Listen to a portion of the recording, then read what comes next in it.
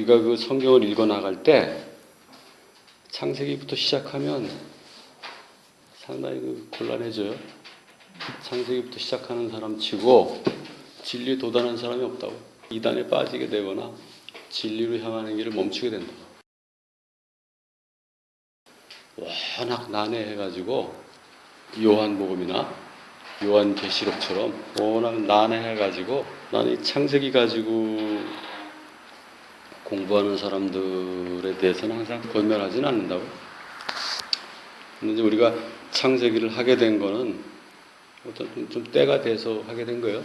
그동안에 우리가 그래도 창세기를 이해할 만한 정도로 우리가 상당히 그 성숙함을 좀 이뤘다고 보기 때문에 시작한 거예요.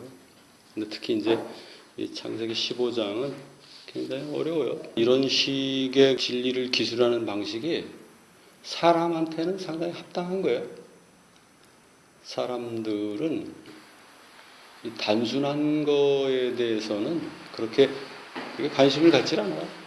단순한 거 너머에 뭔가 근본적이고 핵심적인 것이 있을 거라는 것, 그 진리가 우리들의 삶을 설명하고 의미를 부여할 것이라는 걸 사람들은 본질적으로 알고 있는 거예요. 복음을 동화화시켜서 우화화해서 성도들에게 가르치는 건 그건 아주 극히 위험하고 그건 정말로 악한 거예요. 삶이 복잡하고 겉으로 보는 것보다 훨씬 깊은 의미를 감추고 있는 것과 마찬가지로 성경도 겉으로 볼 때는 그냥 한 여러 가지의 사건이 그냥 연이어서 나타나는 것 같지만 성경이 얘기하려고 하는 건 그 삶의 깊은 의미, 가치를 우리에게 얘기하려고 하기 때문에 그런 거예요. 그러니까 성경이 이런 서술 방식을 가지고 있는 거는 당연한 거예요. 그러니까 우리 이 성경을 공부하는 사람들의 입장에서는 그걸 겸손하게 받아들여서 이 성경 속에서 하나님이 우리에게 지금 얘기하려고 하는 게 뭔지 그걸 하나하나 더듬어서 그 은혜 속으로 들어가는 게 합당한 거지. 여기서 뭔가 좀 그래도 우리가 좀 써먹을 수 있는 뭐가 없을까 해서 접근하게 되면 상당히 좀 안 좋아요. 안 좋다라는 게 그런 거죠. 이건 뭐와 같냐면 칼하고 같아요. 칼을 잘못 다루면 그 칼이 자기를 찌른다고. 그러나 칼을 잘 다루면 아주 유용하게 쓸 수 있잖아요. 그죠?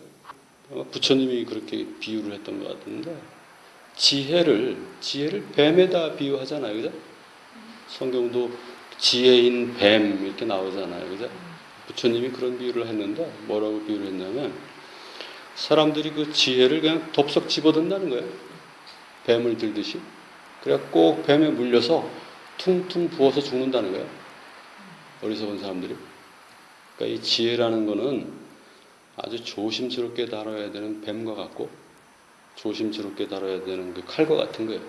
그래서 누가 이거를 그냥 그 지혜를 그렇게 조심스럽게 다루지 않고 마치 내가 그냥 어디 진짜 부엌칼 어디 쓰려는 그런 의도로 어디 유용하게 써먹을 거 없을까? 이 진리를 가지고 내 에고의 가치를 좀 과시하는 데 쓸 일 없을까 해서 이렇게 하면 꼭 그 사람을 찌르게 된다고. 그래서 내가 전에도 여러 번 그 얘기를 반복했던 적이 있다고. 그래서 그 진리를 이렇게 조심스럽게 다루지 않고 그냥 어디 지식으로서 써먹으려면 반드시 찔림을 당하게 돼 있다. 라는 얘기를 했던 거예요. 15장은 14장에서 이어지는 얘기죠. 그죠? 그래서 이 일이 있은 후에 이렇게 해서 14장에서 이어지는 걸 얘기를 하고 15장 18절에 가면 야훼께서 아브라함에게 내 씨앗에게 이 땅을 주었다라고 선포를 하세요. 그래서 그 땅이라는 건 뭐냐면 그 이집트로부터 유브라데스까지를 말해요. 바울은 이걸 로마서에서 온 우주의 상속자라고 표현해요. 가나안 땅을 주는 그런 개념으로 바울은 이해하지 않고 온 우주의 상속자라고 표현을 해요. 여기에는 그 우주의 상속자로서의 그 씨앗도 있고 아브라함의 아들이 없잖아요. 그죠? 그 아들에 대한 씨앗 개념도 있고 우리가 아브라함을 이해하는 건 바울이 이해했던 걸 우리는 그대로 받아들여서 아브라함을 이해하려고 해요. 유대인들은 이 바울의 입장하고 상당히 다른 입장이죠, 그죠? 유대인들이 가지고 있던 그 유대 문화, 유대 전통, 유대 그 율법을 중심으로 한 어떤 그런 그 그런 관점에서 아브라함을 이해하는 거하고 이 바울의 관점에서 아브라함을 이해하는 거하고 상당히 다르죠. 그런 차원에서 보면 한국의 기독교는 아브라함을 약간 좀 혼합돼서 이해해요. 바울의 관점에서도 이해를 하지만 오히려 그 유대인들의 관점에서 이해를 한다고. 그 구약과 신약 사이에 어설프게 이렇게 양다리를 거치고 있다고. 하나로 더 일목요연하게 이해할 수 있는 능력은 아직 없어요. 한국 기독교는. 내용을 전체적으로 보면 아브라함에게 이제 하나님의 음성이 들려오죠. 그죠? 아들에 관한 얘기를 해요. 중첩적인 그 은유가 들어가요. 그래서 아브라함이 얘기하는 그 아들과 하나님이 얘기하는 아들이 또 달라요. 그래서 결국에 이제 아브라함이 그 하나님이 말하는 그 아들의 뜻이 무엇인지를 이제 이해하게 되고 뭐 그런 것을 이제 논리가 조금씩 명확해지는 그런 과정을 거치죠. 그죠? 그 아들의 당신이 담고 있는 의미를 내가 다 알겠습니다라고. 그런데 그걸 내가 어떻게 알겠습니까? 라고 그 질문을 해요. 그러니까 하나님이 내가 알려줄게라고 해서 그게 이제 뭐냐 하면 그 소와 양과 염소를 갖다가 쪼개놓고 하나님이 그 앞뒤로 왔다 갔다 하시는 장면을 보여준다고. 성경에 젖어있는 모세는 그때 하나님이 아브라함에게 어떤 언약을 했다고 얘기를 해요. 그리고 그 언약에 의하면 나일강으로부터 유브라데스까지 온 땅을 너에게 줄 거야 라고 그렇게 얘기를 했다는 거예요. 자, 그럼 한번 가볼까요? 1절부터. 이 일이 있은 후에라는 게 이제 이 일이 뭐예요? 이 일에 대해서 기억나는 게 있어요? 이 일이 있은 후에라고 하니까 그 일이 뭔지를 알아야 15장에 벌어지는 게 1절부터 상황이 이해가 될 거 아니에요. 하나님의 말씀이 심상치가 않아요? 우선 두려워 말라라는 말이 심상치가 않죠. 그죠? 그 다음에 내가 너의 방패야. 내가 너에게 주는 나의 상급이야. 번역이 이 원문 번역하고 상당히 많이 다른 번역이 많아요. 어떤 번역은 내가 너에게 좋은 걸 많이 줄 거야 이렇게 번역을 해놨고, 너가 받는 상이 클 거야 이렇게 번역을 해놨고, 어떤 건 또 내가 너에게 풍부하게 상을 주는 사람이야, 상을 주는 존재야 이런 뜻으로 번역을 해놓은 것도 있고, 이걸 원문대로 그냥 번역하면 커다란 상이야 이런 뜻이에요. 15장 1절에 나타나 있는 분위기랄까, 이 아브라함의 그 정서적인 상태는 지금 뭔 것 같아요. 아브라함은 지금 굉장히 두려워하고 있을 수 있죠, 그죠? 아브라함이 만약에 지금 두려워하고 있다면 아브라함은 왜 두려워할 것 같아요? 14장하고 연관을 해서 보는 게 좋아요. 14장에 아브라함이 누구랑 살아요? 원래 13장에 어디 살았어요, 아브라함이? 원래 아브라함이 13장에 헤브론에 살지. 헤브론에 살다가 그 롯을 구원하기 위해서 왔던 거지. 그 아브라함은 헤브론에서 아모리 족속하고 살고 있는 거예요. 헤브론이 뭘 메타포한다고 그랬어요, 우리가. 헤브론은 무덤을 상징해요, 무덤을. 그러니까 무덤에서 누구랑 살았던 거예요, 지금까지? 죽은 자들과 살고 있는 거예요. 살아있는 자가 무덤에서 죽은 자들과 같이 살면 어떤 느낌일 것 같아요? 여러분 집이 무덤이야. 근데 여러분들이 슬픕니까? 실제? 여러분 집에 지금 다 죽은 자들인데 여러분들이 슬퍼요? 죽은 자들하고 같이 살고 있는 아브라함에게 생명이신 하나님의 말씀이 들리는 거예요. 첫 마디가 두려워 마라는 뜻이 나오는 건 당연해요. 여러분들이 죽은 자들하고 사는데 두려운 게 당연한 거예요. 여러분들이 안 두려워하면 여러분들이 죽은 자기가 죽었으니까 안 두려워하는 것뿐이에요. 1절의 그 하나님의 이 약속은 엄청난 약속이죠. 하나님이 방패예요, 방패. 그죠? 그 죽음의 그 세력, 죽음의 세력으로부터 이 아브라함을 보호해주는 방패인 거예요, 하나님이. 그걸 지금 선언하시는 거예요. 아브라함이 자기 안에서 나타날 기세덱이라는 의의 왕, 평강의 왕을 자기 아들로 낳을 거라는 그 약속을 받고 이미 그 무덤 속에 들어가서 죽은 자들과 살고 있지만, 사실은 그것은 잠시 봤었던 어떤 환상일지도 모르잖아요. 그죠? 현실은 어때요? 현실은 여전히 죽은 자들 가운데에서 무덤 가운데 살고 있는 거예요. 그 믿음을 가진 자로서 믿음이 잠시 흔들려서 힘들었다면 아마 오늘 창세기 15장을 이 진리를 받아들이는 데 가장 적합하다고 봐요. 하나님이 주실 건 아브라함에게 당신 자신이에요. 당신 자신인데 그게 넘치고 상이라는 거예요. 2절에 보면 스며 나오는 아브라함의 기분을 한번 느껴볼 수 있죠. 그죠? 어떤 것 같아요? 약간은 거부 반응이 있죠. 이유가 거기에 잘 써 있죠. 그죠? 가장 현명한 사람은 질문을 잘하는 사람이죠. 하나님이 저에게 그렇게 단정적으로 약속을 하시는데 그렇다면 이건 뭐예요? 하나님이 도대체 저한테 뭘 주겠다는 거예요? 이거 한번 읽어보세요. 2절. 내가 당신이라는 존재고 내가 이 죽은 자들과 사는 이 죽음의 세계로부터 나를 스스로 보호할 수 있는 존재라면 이건 뭐예요? 라고 물어보는 거예요. 여러분들이 아무리 위대한 계획을 하고 위대한 그 비전을 갖고 믿음을 갖고 있다 하더라도 아침에 잠자고 일어나면 여러분들 앞에 달려드는 건 뭐예요? 여러분들의 현실은 그렇지가 않잖아요. 근데 아브라함에게 지금 아침에 눈 뜨자마자 지금 달려든 현실은 뭐예요? 2절에 나타나는 거 보면 자식이 없다는 거예요.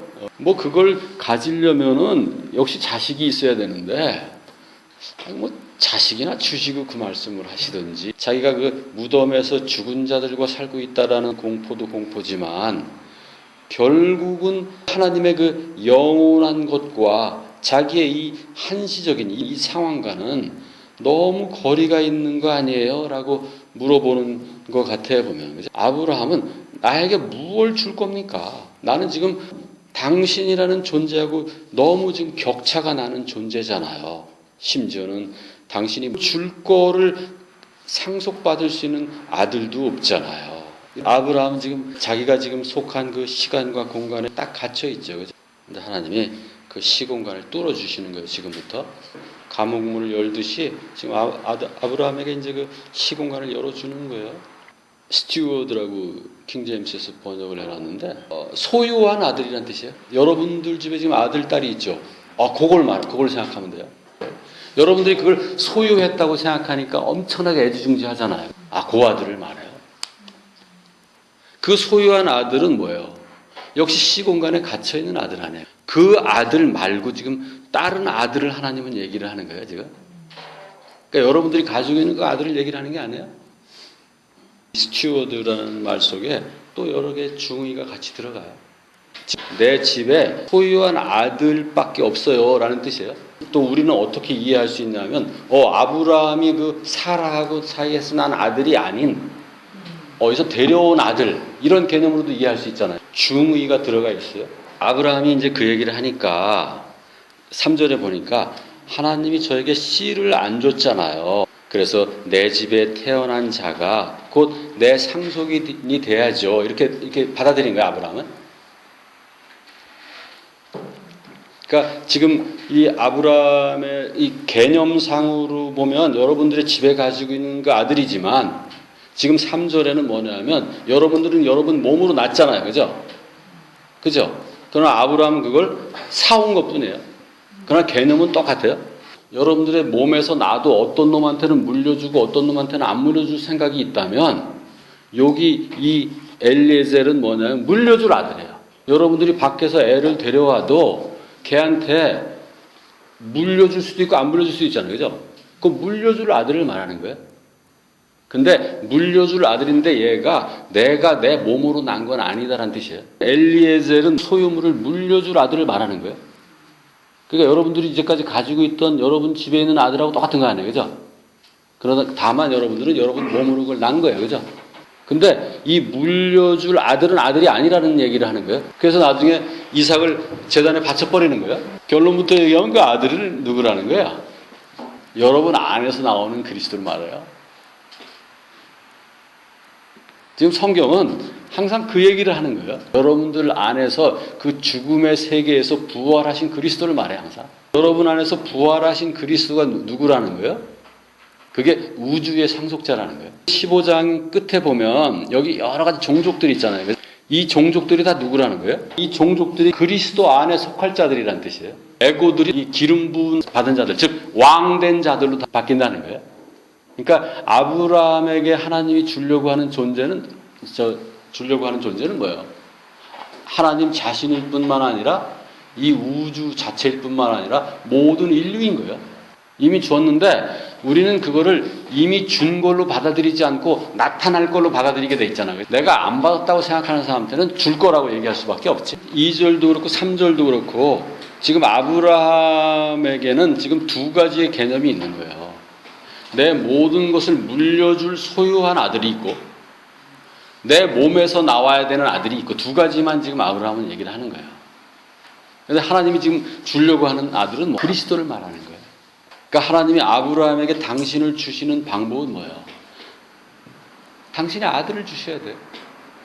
그러니까 하나님이 아브라함에게 당신을 주시는 유일한 방법은 아들을 주는 수밖에 없어요. 근데 그 아들을 지금 아브라함은 지금 받을 준비가 되어 있는 게 안 돼 있는 거예요. 안 돼 있어요. 지금 아브라함은 아이고 옆구리에서 나온 아들 그걸 좀 주세요. 그 얘기를 하고 있는 거예요. 14장에서 멜키세덱을 만나면서 봤잖아요. 그죠? 그 시공간에 존재하는 아들도 하나 없이 존재하는 거하고 매치를 시켜버린 거예요. 아브라함은.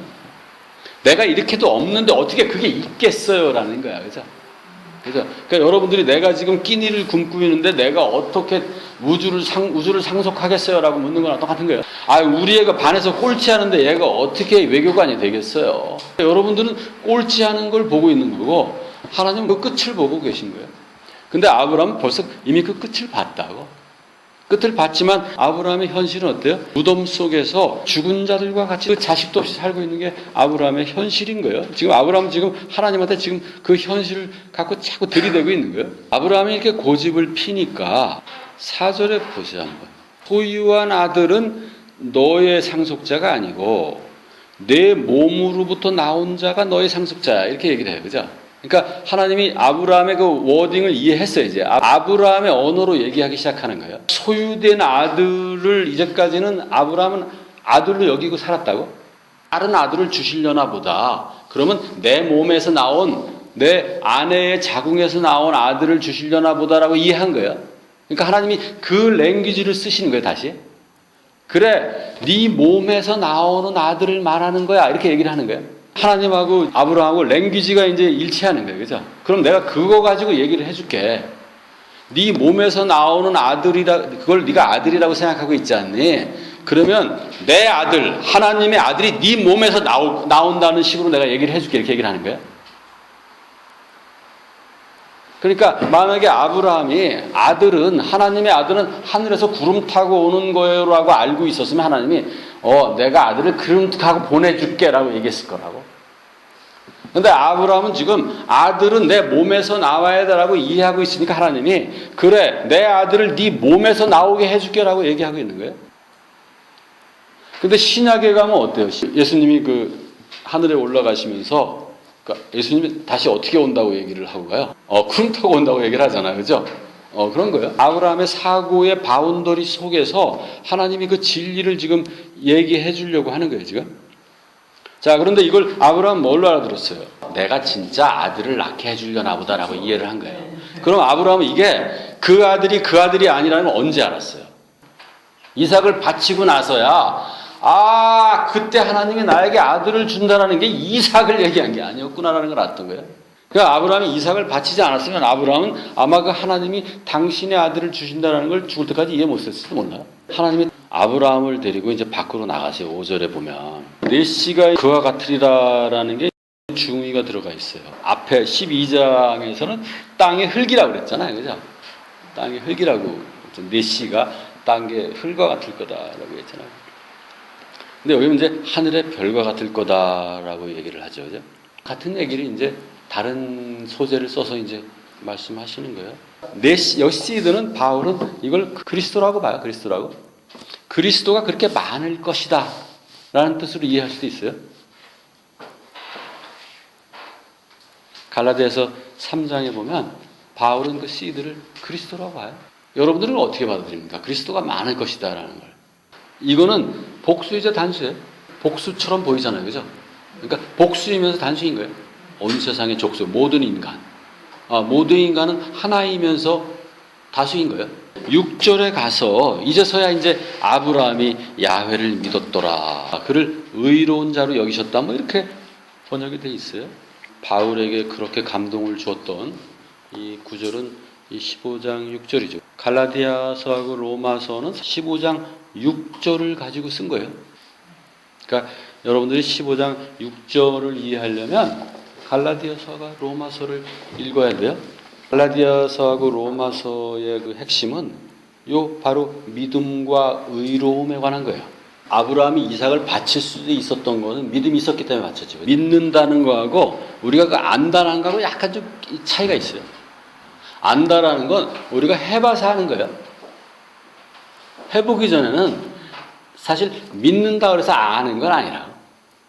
근데 애고들은 그걸 자기가 믿음을 안다고 생각한다고. 여러분들이 그 브라질을 안 가봐도 브라질이 있다는 걸 안다고 얘기하잖아. 그죠? 사실은 믿는 거지. 안다라고 얘기하면 어떻게 돼? 브라질에 가봐야지. 여러분들이 문 대통령을 안다고 얘기하잖아. 여러분들은 그냥 문 대통령을 믿는 거야. 믿는다는 얘기는 추호도 안 하지. 안다고 얘기하지. 그지? 에고들의 안다라는 것과 믿는다라는 것은 상당히 차이가 있어요. 근데 믿음이라는 건 사실은 어떻게 보면 해보지 않았으니까 믿는 거 아니에요. 그죠? 해봤으면 왜 믿어야 돼요? 아는데. 그죠? 그러니까 믿음에 머무르면 돼요? 아니면 아는 데까지 가야 돼요? 아는 데까지 가야 돼요? 사절에 내 몸에서 나오는 거로다 일단 언어는 통일됐잖아요. 네 몸에서 나오는 거는 하나 아니니 하나. 내가 지금 네 몸에서 주려고 하는 건 많은데 하나인 거야. 이렇게 의미를 확장시켜 주는 거예요. 셀 수 없는 아들이 내 몸에서 나올 거라는 걸 믿었던 거야. 네, 그걸 믿은 거예요. 그걸 믿었더니 하나님이 그걸 의롭게 여겼다는 거예요. 6절에 모세가 뭐라고 썼냐면 아브라함이 야훼를 믿었더라 이렇게 써놨어요. 별처럼 많은 그 아들을 믿은 게 아니라 야훼를 믿었다고 되어 있다고. 그리고 그 야훼를 믿은 걸 의로움으로 여겼다고 말하고 있다고 모세가. 이해됩니까? 14장에 그 자기 안에서 멜기세덱이라는 그 의의 왕, 평강의 왕, 그리스도가 나올 거라는 그 하나님의 그 약속을 받지 못했으면 15장 5절을 그 그리스도하고 연결해서 이해할 수는 없었겠지. 아브라함이, 그죠? 능히 그렇게 하실 수 있는 그 야훼를 믿었고, 야훼를 믿은 것을 갖다가 의로움으로 여겼다 이런 거예요. 믿어서 의가 된다라는 말이 이게 사실 좀 받아들이기가 쉽지가 않아요. 믿는다라는 거하고 가장 다른 말이 뭐가 있을 것 같아요. 에고들에는 믿는다라는 말처럼 어려운 게 없거든. 믿는다라는 거는 우리들이 가지고 있는 의식 중에서 독특한 의식이거든. 그 사고작용 중에서 믿는다라는 거는 창조하고 관련이 있어요. 그러니까 믿음으로 창조를 하는 거거든. 예수님도 하나님에게 능치 못하신 게 있겠느냐? 라고 얘기하는데 그 조금 있다가 또 믿는 자에게는 능치 못함이 없다라고 얘기를 해. 그래서 믿는 자는 마치 하나님과 동격으로 본다고. 그러니까 우리가 에고로서 살다가 어느 믿음이라는 의식 상태에 들어가면 하나님이 되는 거예요. 그러니까 여러분들이 믿음 없이 뭘 할 수 있다는 건 불가능해. 믿음이라는 거는 창조자로서 거듭나는 거고, 그러면 여기서 말하는 믿었더니 의가 됐다라는 그 의는 결국 뭘 믿었다는 거예요? 그렇지. 내가 하나님이라는 걸 믿었다는 거예요. 이렇게 한번 설명해 봅시다. 초침이 돌아가면 한 바퀴 돌아야 분침이 한 번 딱 돌죠. 분침이 또 한 바퀴 돌아야 시침이 돌죠. 근데 돈다라는 건 다 똑같잖아. 근데 어떤 사람은 초침을 보고 어떤 사람은 분침을 보고 어떤 사람은 시침을 본다고. 그러니까 초침을 보고도 누군가 그 시간의 의미를 누군가 이해한다면 그 사람은 분침이나 시침을 볼 필요는 없지, 그지? 그러니까 어떤 사람은 초침을 보길 좋아하고 똑같은 시간의 의미를 깨닫기 위해서, 어떤 사람은 분침을 보길 좋아하고 어떤 사람은 시침을 보길 좋아한다고. 시간은 초침도 흘러가고 분침도 흘러가고 시침도 동시에 다 흘러간다고. 그러니까 어떤 사람은 창세기 14장을 보고 진리를 깨닫고 어떤 사람은 15장을 보고 깨닫고, 그것도 안 되는 사람은 22장 가서 깨닫고, 그것도 안 되는 사람은 신약 가서 깨닫고, 그렇게 하는 거야. 그것도 안 되는 사람은 여기 와서 깨닫고. 그런 개념이라고 이해하면 좋겠어요.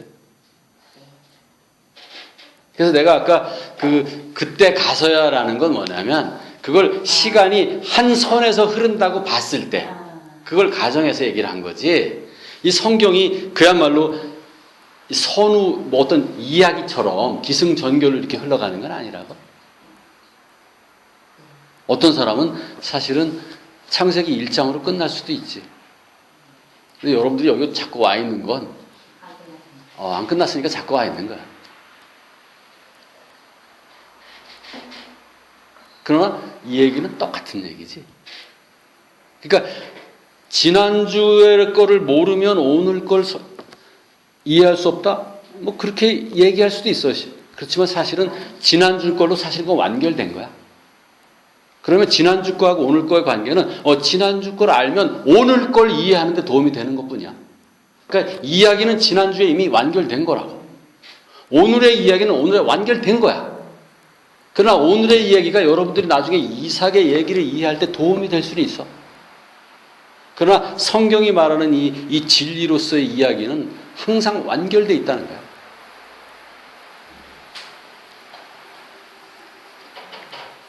그러니까 여러분들이 자꾸 그걸 망상에 빠지게 돼. 어제 얘기한 거하고 오늘 얘기한 거, 내일 얘기한 거하고 뭐 어제 건 덜 미완결되어 있기 때문에 오늘이 있고 오늘 게 좀 덜 미완결되어 있기 때문에 앞으로 연속극 보듯이 자꾸 생각을 하잖아. 성경은 연속극이 아니야. 아브라함을 의롭게 했던 것은 자기 안에 있는 아엠을 믿었을 때 자기가 그 아엠이라는 존재, 아엠이라는 존재를 인식했다는 뜻이에요.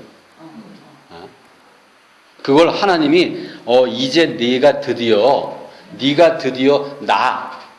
나와 하나의 존재가 됐네 라는 걸 지금 하나님이 인정했다는 거예요. 이 죽은 자들과 사는 이 세상, 이 무덤 속에서 살 때에 그 두려움과 시공간에 갇혀서 살아가고 있지만 자기가 본 그 멜기세덱의 이런 걸 통해서 믿음을 갖게 됐거든. 이제 아브라함 드디어 내 밖에 존재하는 그런 것이 아니라 내 안에 존재하는 아엠을 신으로서, 자기를 신이라는 존재로서 인식하기 시작했다는 거예요. 유대인들이 왜 아브라함을 자기들이 믿음의 조상으로 얘기하냐면 그 아브라함에서 제대로 된 믿음이 시작된 거예요. 그러니까 유대인들이 전승해서 이삭이 받아들였고 야곱이 받아들였고 요셉이 받아들였던 그 믿음은 바로 그 믿음이라는 거야. 자기 안에 있는 야훼, 아엠을 그 우주의 신으로 받아들인 거야. 그리고 자기 자신을 그 신적 존재로 받아들인 거야. 의롭다 여김을 받았다라는 뜻이에요. 그게. 네가 드디어 이제 그 신으로서 나라는 존재로 살아가게 됐네 라는 확인이 이제 6절에 이루어진 거예요. 그러니까 아브라함은 내가 그 우주의 하나님, 그 하나님이 내 안에 아엠으로 와 계시고 그 아엠에 의해서 내가 완전히 동일한 존재라고 인정받았다라는 걸 아브라함은 지금 확신하게 된 거야. 그런 아브라함에게 이삭이라는 아들은 무슨 의미가 있을 것 같아요? 필요하지. 왜냐하면 이야기는 전개돼야 되잖아. 이삭도 자기 자신의 하나님됨을 알던 존재, 그 진리를 전승하는 존재로 등장하는가? 이삭도? 아브라함과 똑같이? 그러니까 그리스도를 씨드라고 표현해놨지만 아브라함이나 이삭이나 야곱이나 요셉이나 그리스도나 똑같은 존재야. 그러니까 여기 지금 뭐예요? 아브라함 어떤 존재? 그리스도라는 존재예요. 지금 아브라함 자체가. 그러니까 아버지인 그리스도는 반드시 아들인 그리스도를 낳게 돼 있다고. 그리스도를 아들로 낳게 돼 있다고. 자, 오늘 여기까지 합시다. 자, 질문 있습니까?